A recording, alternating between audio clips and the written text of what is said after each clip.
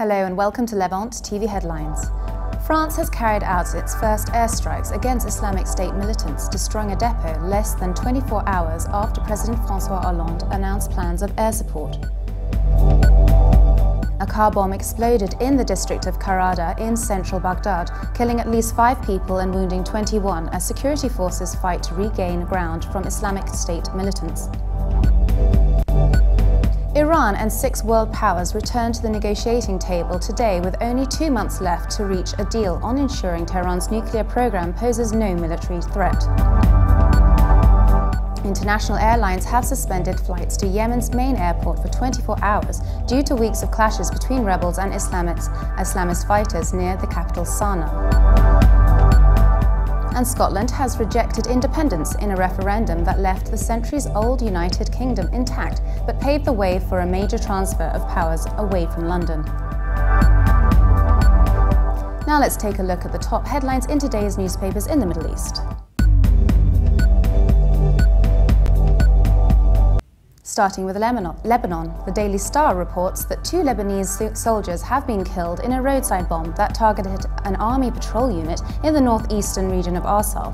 The paper also reports that US Ambassador David Hale said the delivery of 23 prison vans to Lebanon's internal security forces will ease prison overcrowding and facilitate an important part of the judicial process. From the UAE, the Khalij Times reports that Scotland voted yesterday on whether to stay within the United Kingdom or end the 307-year-old union with England and become an independent nation. The paper also reports that General Sheikh Mohammed bin Zayed Al Nahyan has stressed the vital role of scholars in speaking out against misconceptions and ideas that distort the truth about religion and in correcting wrong beliefs that contradict the tolerance and spirit of Islam.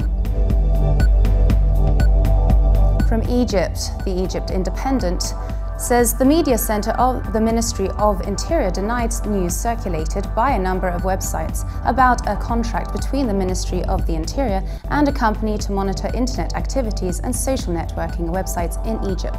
The paper also reports that Pakistani Prime Minister Nawaz Sharif, weakened by weeks of demonstrations calling for him to resign, has threatened to clear a protest camp established more than a month ago outside the government offices in Islamabad.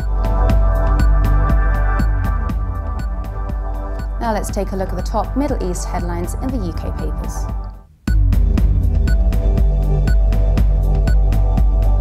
The Telegraph leads its Middle East section reporting that Islamic State jihadists are believed to have released a new recruiting video based on a notoriously violent computer game.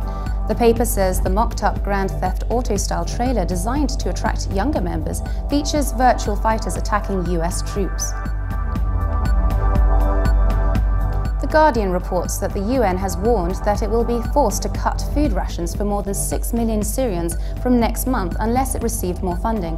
The paper says the World Food Programme said that while it still expects to reach almost 6 million Syrians inside the country and in neighbouring states in October-November, there will be significant cuts to the amount of food delivered. And The Independent leads its Middle East news, reporting that France has carried out its first airstrike in Iraq, destroying a logistics depot held by the Islamic State militants. The paper adds that the office of President François Hollande said Rafale fighter jets struck the depot in northeastern Iraq and the target was entirely destroyed. Now let's take a look at the top Middle East headlines in international papers. From Germany, the Deutsche Welle reports that foreign airlines have suspended flights to Yemen's capital because of nearby clashes between Shiite rebels and Sunni militias. The paper says officials said the clashes had prompted President Abdel Rabbo Mansour Hadi to hold emergency talks with top aides. And finally, China's Global Times reports that the Islamic State has seized control of 21 villages in the countryside of a Kurdish-dominated city in the northern province of Aleppo. The paper says the Syrian Observatory for Human Rights gave no death toll, but said losses were inflicted on both IS and the Kurdish militia of People's Protection Units. And for more updates, please visit levant.tv.